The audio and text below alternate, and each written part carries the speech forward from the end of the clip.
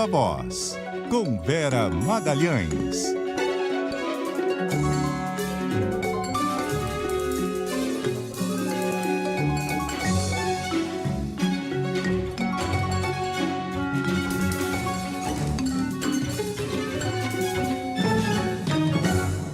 Vera Magalhães nas nossas telas. Tudo bem, Vera?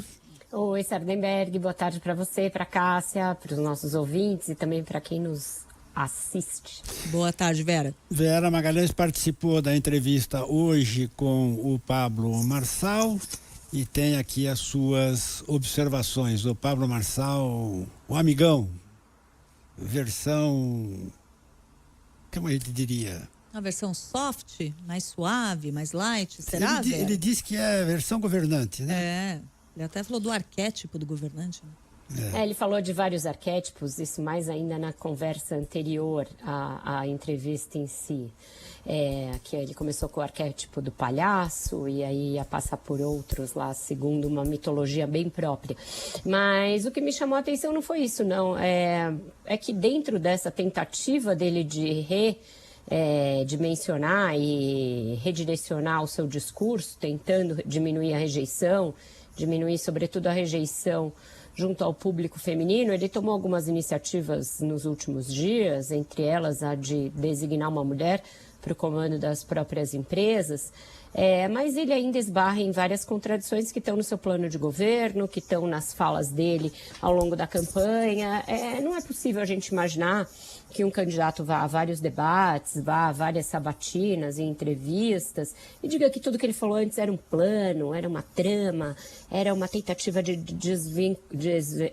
desvendar a mente dos outros, porque isso diz apenas sobre ele, não diz nada sobre os adversários. Você inventar que um adversário seu usa drogas pura e simplesmente do nada, tirando da sua cabeça e não apresentando nenhuma prova, você não está desmascarando o seu adversário, você está desmascarando a si mesmo.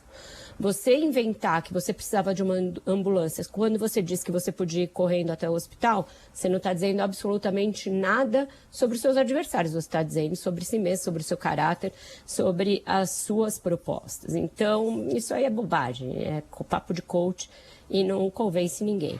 Em relação às próprias propostas, o candidato esbarra nelas e se confunde com elas o tempo inteiro.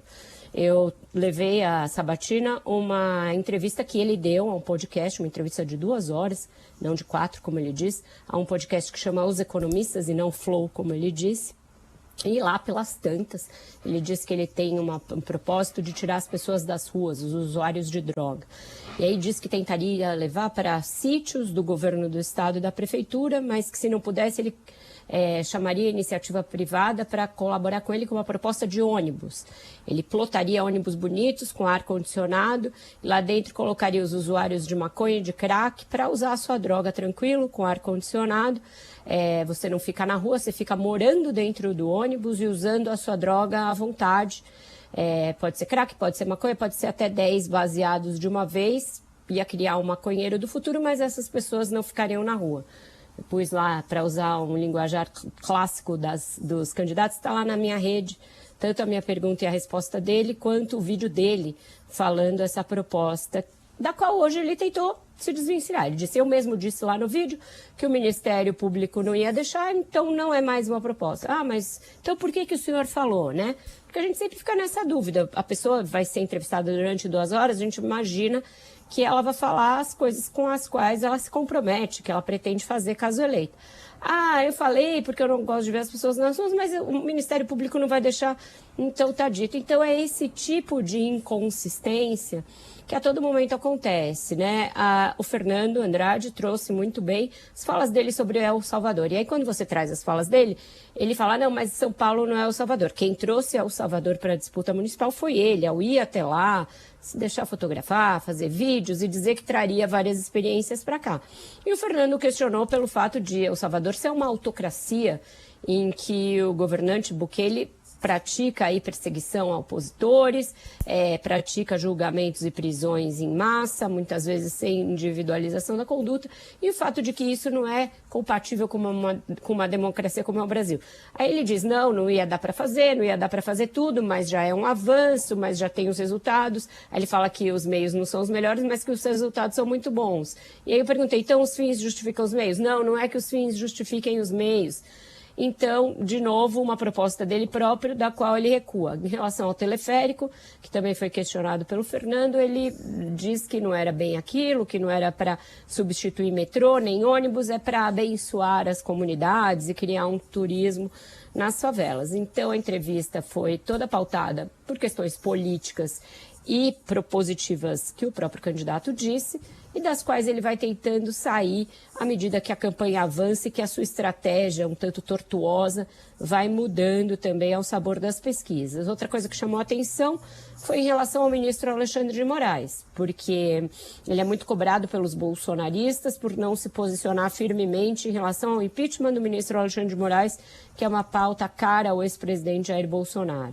E aí a gente ficou perguntando a ele a respeito se ele era a favor ou não. Ele falou, já postei nas minhas redes um vídeo do senador Cleitinho falando a esse respeito. Mas e o senhor? O senhor é a favor? Eu já postei nas minhas redes. Mas o senhor, por que o senhor não quer falar? Porque eu não acho que ele precisa falar. Se eu já compartilhei o Cleitinho nas minhas redes, já é o suficiente. Então ele acha que com esses pequenos truques e arranjos retóricos, ele vai ou se livrar de ser incluído nos inquéritos do Alexandre de Moraes, eu imagino que seja por isso que ele não fala, e ao mesmo tempo agradar a base bolsonarista. Só que você não pode querer agradar a gregos e troianos ao mesmo tempo sem se comprometer com nada. E parece ser essa uma estratégia dele ao longo de toda a campanha, com tudo que ele propõe, não sei nem se dá para dizer que ele propõe, tudo que ele solta, e depois volta atrás e muda ao sabor das circunstâncias e dos ventos. Sardenberg, Cássia. Ok? Ok. E amanhã tem mais, né, Vera? Amanhã tem mais um capítulo da Sabatina com o último candidato à Prefeitura de São Paulo que faz parte dessa série, né? Isso, amanhã o candidato Guilherme Boulos, do PSOL, é o último entrevistado, o último dos 5. Todas as entrevistas estão na íntegra nas plataformas da CBN, do Globo e do Valor. Vera Magalhães, muitíssimo obrigado, Vera. Obrigado, até amanhã e até mais tarde no Ponto Final, Viva a Voz, segunda edição. Obrigado, Vera. Até mais.